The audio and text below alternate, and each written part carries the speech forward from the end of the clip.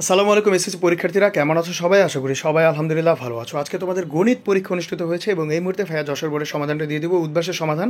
যেহেতু ভাইয়া প্রশ্নপত্র পাই নাই আর ভাইয়াকে কেউ প্রশ্নপত্র দেওয়া নাই, অন্যান্য বোর্ডের যারা আমাকে প্রশ্ন দিয়েছে আমি তাড়াতাড়ি সলভ দেওয়ার চেষ্টা করেছি।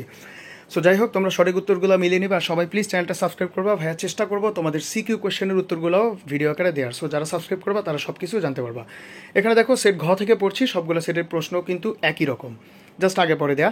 একের উত্তর হচ্ছে ক, দুইয়ের উত্তর এখানে দেখো, দুইয়ের উত্তর হবে ঘ, কী কারণে এটা লিখে আছে এখানে। তিনের উত্তর হচ্ছে ক, চারের উত্তর হচ্ছে খ, পাঁচের উত্তর হচ্ছে গ, ছয়ের উত্তর হচ্ছে খ।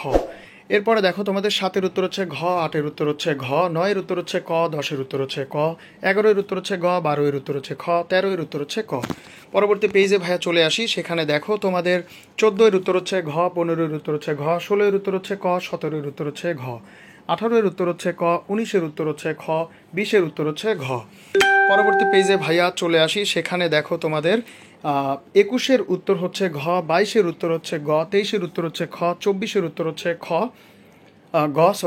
পঁচিশের উত্তর হচ্ছে খ, ছাব্বিশের উত্তর হচ্ছে খ, সাতাশের উত্তর হচ্ছে ঘ, আঠাশের উত্তর হচ্ছে গ, 29-এর উত্তর হচ্ছে গ, 30-এর উত্তর হচ্ছে গ। সো এই হচ্ছে তোমাদের যশোর বোর্ডের গণিত প্রশ্নের সমাধান ভাইয়া দিয়ে দিলাম। সবাই প্লিজ চ্যানেলটা সাবস্ক্রাইব করবা। অনেকে অলরেডি এখনও প্রশ্ন পাঠাচ্ছে, তোমরা দেখছো যে ভিডিওতে উপরে স্ক্রিনে নোটিফিকেশন আসছে। সো এত লেটে প্রশ্ন পাঠাইলে আসলে কীভাবে হবে?